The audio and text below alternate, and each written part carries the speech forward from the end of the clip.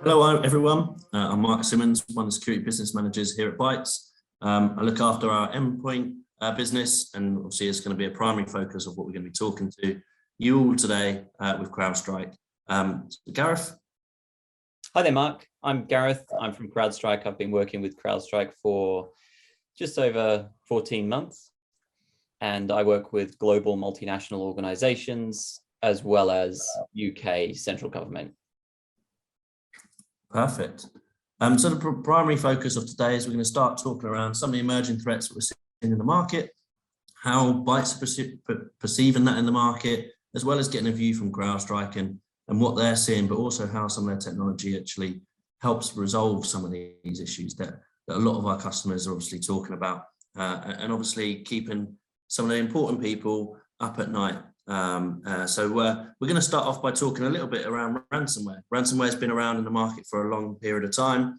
Feels like it's been drowned out by some of the other areas of security and throughout the pandemic, but it's obviously still very prevalent in the market today.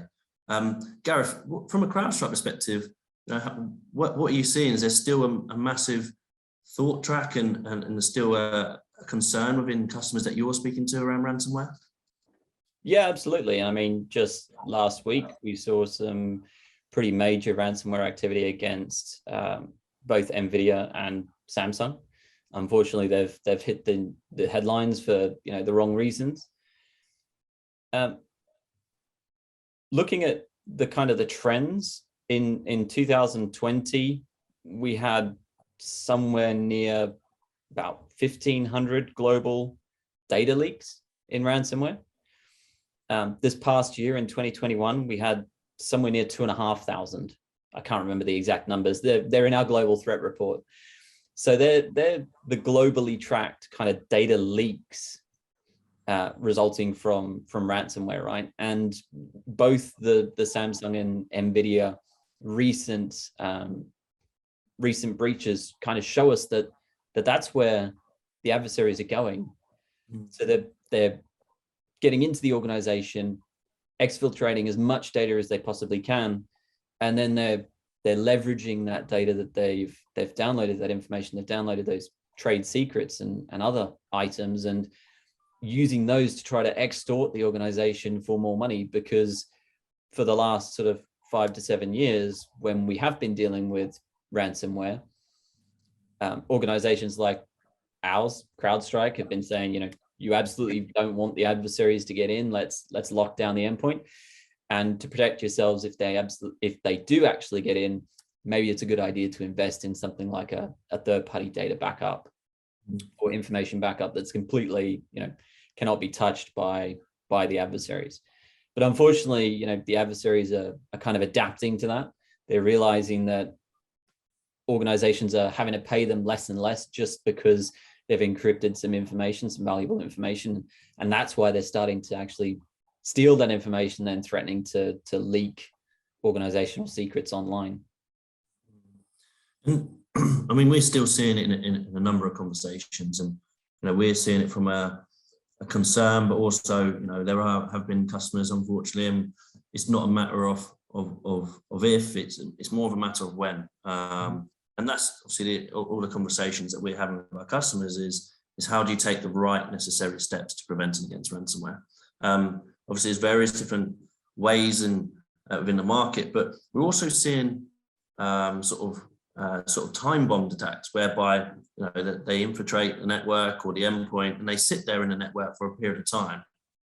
So obviously, when you talk around some of those backups, and obviously backups is also a key part to obviously recovery. But when it's a time bomb attack and you're kind of looking at being in the network for weeks or in some cases one was 3 months that they'd been sat in the network before they actually detonated any sort of ransomware.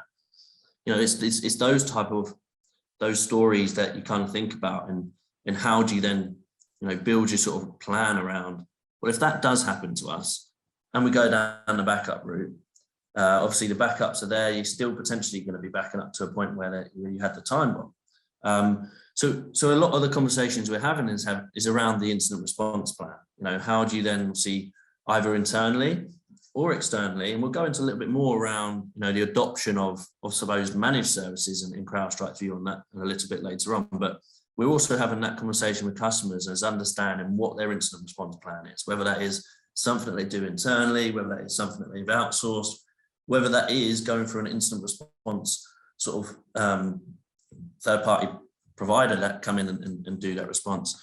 So we're trying to have that sort of message and conversation with a lot of customers, and a lot of it starts from social engineering. Obviously, users within organizations sometimes become the weakest downfall to any organization, because people are busy, you know, especially if you're heavy on email. You know, the amount of emails that people utilize and respond to in day out, it's very easy for people to not really pay the fine attention to some of these emails, and they are becoming more and more crafted and becoming more manipulated in terms of some of the ones that we've seen, whereby they're taking pictures of LinkedIn and sending a LinkedIn request, things like that.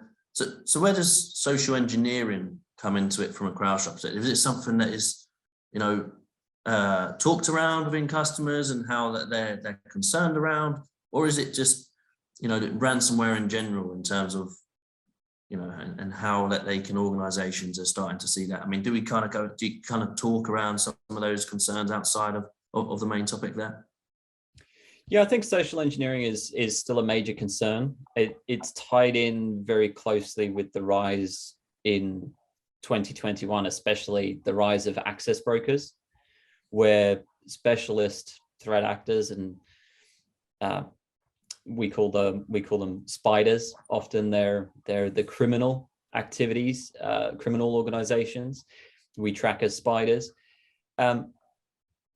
They're the ones that are crafting thousands and upon thousands of targeted emails and trying to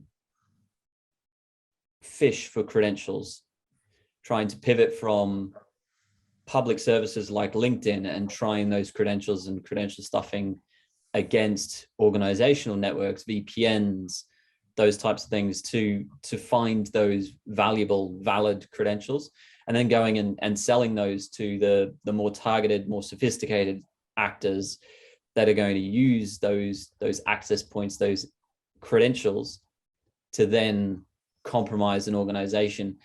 And it becomes a lot quieter, because those credentials could have been pulled from a completely public place, like a public hack of LinkedIn or any other organization, right?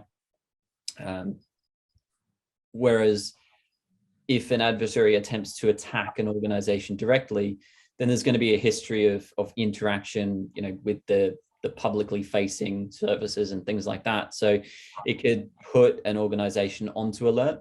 Whereas if you just purchase your access points, if you purchase your valid credentials, it could be a lot harder for organizations to detect those types of attacks. Perfect. I mean, I think, Gareth, you know, there's a lot around ransomware. I think an area that we're seeing huge drive within our customers, and I think to be honest, there's a lot that's driven through the pandemic, and that's changed organizations a lot over the last 2 years in terms of moving everyone from office-based workers to working from home. How do you then get connectivity and make it secure? See data and where that resides, etc. But we've seen a huge drive around cloud, the adoption of cloud. From a CrowdStrike perspective, I know obviously you're known for endpoint detection response, being market leaders in that, but you've also got a really strong cloud presence, cloud workflows, containerization, you've got cloud security posture management. How is CrowdStrike viewing the cloud adoption within CrowdStrike at the moment? Sure. So there's really kind of three customers that I personally see. There's customers that are still at the start of their cloud journey, and they're looking to take their on-premises VMs and host them in AWS, Azure, or GCP. They're taking Windows machines and they're putting them in those cloud services, or they're taking Linux machines and putting them in those cloud services. They're essentially using the cloud as another data center. Yeah. And then we have other customers who are who are actually re-platforming. So they're changing their workloads from on-premises to a cloud style of workloads. So they're leveraging things like Kubernetes and containers. They're leveraging serverless compute to run scripts and to run workloads where they don't actually need to worry about an underlying operating system like Windows and all of the possible vulnerabilities and the patching and all the other headaches that you have to make account allowances for.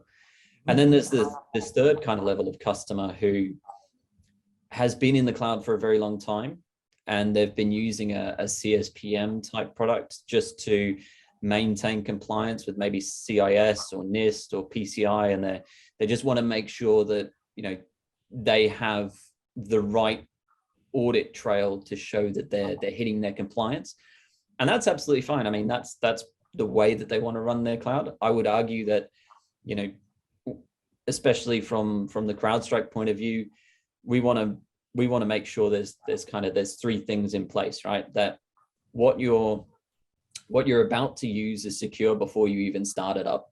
So especially for containers, image scanning for vulnerabilities and secrets and misconfigurations in images, because a lot of developers will pull images from public facing repositories that could have been seeded with vulnerabilities, or they might not be completely up to date. So making sure that we're scanning images and scanning things before they actually get spun up in the cloud, watching it while it's actually running. So that's all of the EDR and prevent type stuff that CrowdStrike is known for, that we've been doing for years, and making sure that when we see that adversary activity or we see that malicious activity, we're able to shut it down. And then finally, the third kind of pillar is to make sure that, yes, you're hitting all of your compliance requirements with CSPM, but you're actually going a little bit further than that, and you're watching those cloud environments for not only the indicators of misconfiguration that CSPMs are known for, what ports are open, have I got encryption set on all of these databases and those kinds of things, but also what are administrators doing when they're connecting? Because if they're connecting it and they're going ahead and deleting snapshots and backups, or if they're going in and doing activities like changing VPC settings, or they're changing security group settings and things like that. A CSPM isn't going to see an administrator doing that to several different machines and several different security groups, whereas we're able to view all of that activity, and we're able to actually present that back to a customer to show, hey, we believe there's actually some malicious activity on the actual administration plane, rather than just all of the workloads are configured correctly. Yeah, sure. And to be honest, cloud, I kind of look at it very similar, but in a different concept. So there's three different areas. So it's more around whenever I talk to a customer in cloud and their adoption, kind of back to your point, the different customers and where they are in their journey. I also think about, okay, visibility of your assets. What is it you've got in the cloud? Have you got developers that are spinning up a load of applications and in test and dev or production that you're not aware about? So there's obviously the DevOps versus DevSecOps. So visibility is key, and obviously that's where an element of CSPM come in. It's then around security. So you mentioned around compliance, that's kind of the third one, but you can't secure what you don't know, what you can't see. So how do you kind of take the visibility, the security? And the last one is, again, compliance, which kind of leads me on to the kind of the last topic, which is around EDR. But compliance within organizations become more and more enriched, not only from obviously traditional on-premise assets, but customers want to be aligned with PCI DSS, depending on their line of work, or GDPR, various different sort of practices in terms of what they want to achieve. Obviously, Cyber Essentials becomes another one in terms of Cyber Essentials Plus. We've got loads of customers that already come through that, but also embarking on that. Which leads me on to the last point, which is more around EDR. One of the things that I've been researching is really around some of the wording that for organizations, that in order for them to pass the Cyber Essentials, it mentions around you need to have a tool in and the ability that should there be some sort of malicious activity, that you've got sufficient amount of reporting, which for me, without saying, that's kind of where EDR comes in. So from obviously Crowdstrike and known within EDR, been market leaders for the last couple of years, really revolutionized the market in terms of how you protect customers. We've also now got the new concept of XDR. XDR can mean many different things to many different people. You've got vendors that are sort of looking at extended beyond the endpoint, which that's kind of my personal opinion, but you've also got kind of looking extended beyond I suppose the traditional sort of reporting and SIEM side of things. And there is different things, and it's going to be very different to very different customers as well as vendors and partners, right? As I think XDR is a concept that we need to kind of understand and work towards, but ultimately share intelligence as much as possible to help with response times. Obviously, a lot of that is underpinned by the EDR technology. EDR, CrowdStrike, when we start talking around the EDR and what that provides in terms of to a customer, are you seeing customers adopt EDR as sort of as more of an in-house management, or is it going down a managed service? One of the Gartner stats that was published last year was 50% of organizations that will undertake or adopt an EDR solution will have it as a managed service by 2025. And certainly from a Bytes perspective, in terms of conversations that we're having with customers around the resource, how the level of detail and information you get through an EDR tool, and that proactive side of things of really being ahead of the curve when it comes to spotting new and emerging threats before they even hit your organization, etc., utilizing threat intelligence and obviously from a CrowdStrike perspective, working with the Overwatch team. Is managed services becoming the norm? Is that something that CrowdStrike is in? So our Falcon Complete team manage many customers' environments for them. So then the customer pretty much goes on a bit of a journey with us to install the Falcon sensor. So we need them to touch the machines, right, to install the Falcon sensor so that we can get access to those machines. And then we gradually move them through kind of 3 states of protection, just migrating them off whatever they used to have, migrating them onto the best settings and best practices as per CrowdStrike. And then our complete analysts are able to respond to their detections and remediate their endpoints and those kinds of things. And we make agreements between the complete team and the customer, what kind of level of depth we can go to, whether we can reboot machines, or maybe there's some groups of machines that can't be rebooted if we need to remove some things or some artifacts that actually need a reboot. So most of the time we can actually respond to those types of issues without any kind of reboot, without the end user even knowing that our analysts were there to remove any kind of registry entries or persistence mechanisms or malware that might have been dropped on those machines. And we target a kind of a 1-10-60 approach where we aim to detect the adversary within 1 minute. We aim to actually respond to it in 10, and then remediate it within 60. So we've fixed up the machine. We don't have to send it back for re-imaging. We don't have to give that user that downtime. We don't have to try and figure out how we're going to ship laptops around the world and those kinds of things. And that 1-10-60 really feeds into the fact that we found that the last year at least, that the average breakout time of an adversary, so the time from when an adversary lands on a box to when they pivot to the next one, lateral movement, is 1 hour and 38 minutes. Not quite 1 minute, 1 hour and 38 minutes.